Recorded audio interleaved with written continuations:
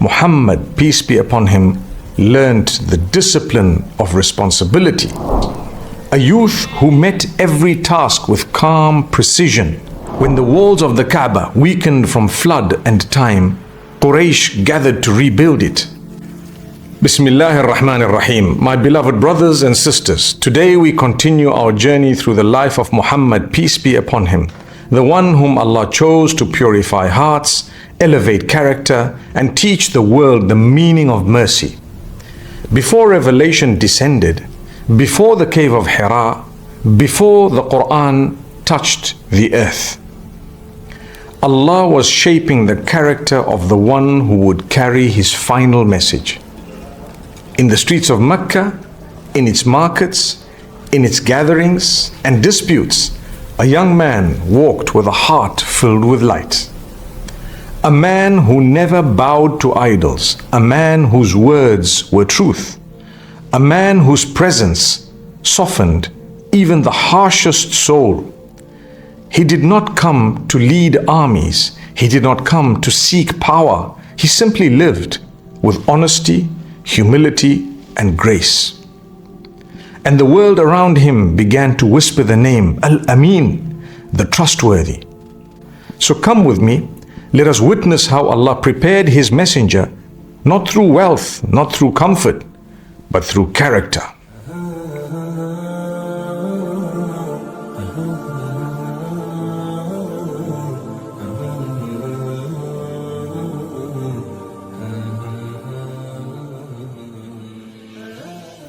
In the heart of Makkah, surrounded by the mountains that guarded its sacred valleys, a young man was growing into the fullness of his character. Quiet, steadfast, and radiant with honesty. The years of hardship had molded him, and the warmth of faith illuminated every step he took. Under the care of his uncle, Abu Talib, Muhammad, peace be upon him, learnt the discipline of responsibility and the beauty of humility. He was a boy who had tasted loss, but carried no bitterness. A youth who met every task with calm precision and unshakable sincerity. The people of Makkah watched him as he walked through their streets, calm amid the noise, gentle amid arrogance. He greeted the elderly with respect, played with the children, and helped anyone who asked. Even before revelation, his life was a message. He never worshipped idols, never lied, never broke a promise. His word was trusted more than the written contract of others. It was in these early years that the title Al-Amīn, the Trustworthy, spread through the valleys of Quraysh like a fragrance in the desert air. When he reached his youth, Makkah was not at peace.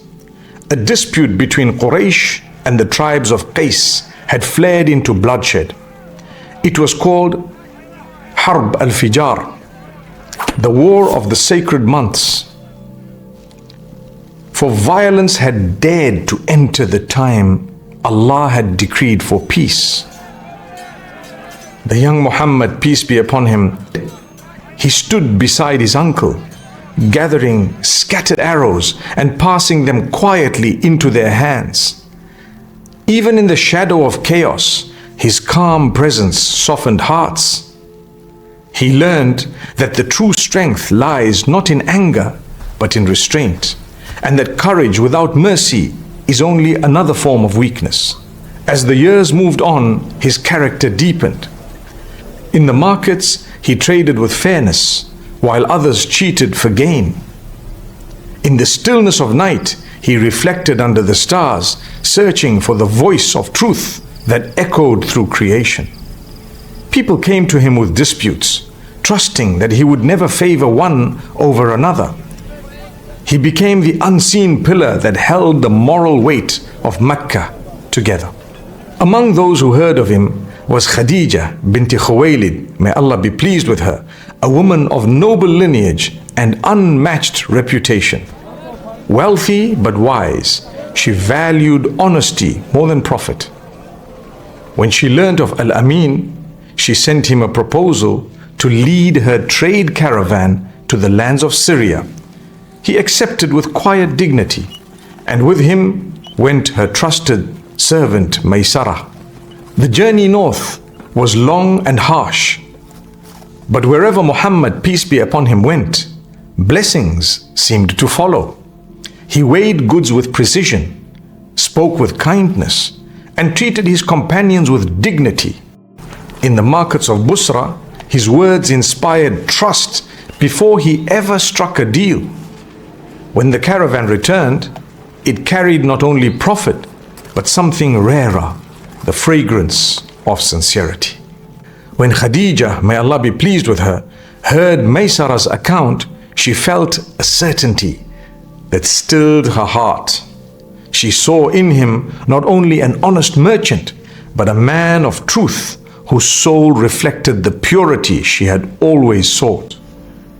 It was then that the wisdom of the Quran would one day echo her insight. Inna khayra man ista'jarta al-Qawiyyu al-Amīn. Indeed, the best one you can hire is the strong and the trustworthy. With grace and dignity, Khadījah sent word through her confidant Nafisa, expressing her desire for marriage. When the proposal reached him, he accepted humbly. The wedding was simple but luminous.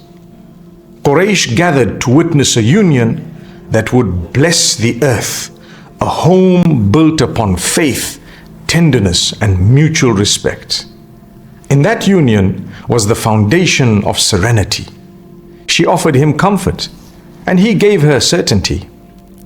Together, they built a household of peace, where no harsh word was heard, and where the poor were always welcomed to their table.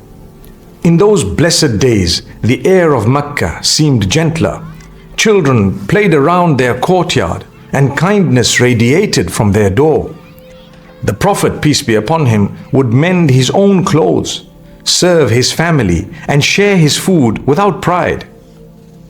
Their home became a lantern of mercy in a city darkened by greed. It was then that the eternal truth of the Quran would later describe the measure of real honor. Inna akramakum indallahi atqakum. The most honored of you in the sight of Allah is the most righteous among you.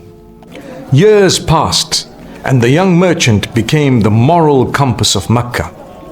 His fairness in trade and his patience in speech made him the one people trusted when no one else could be trusted.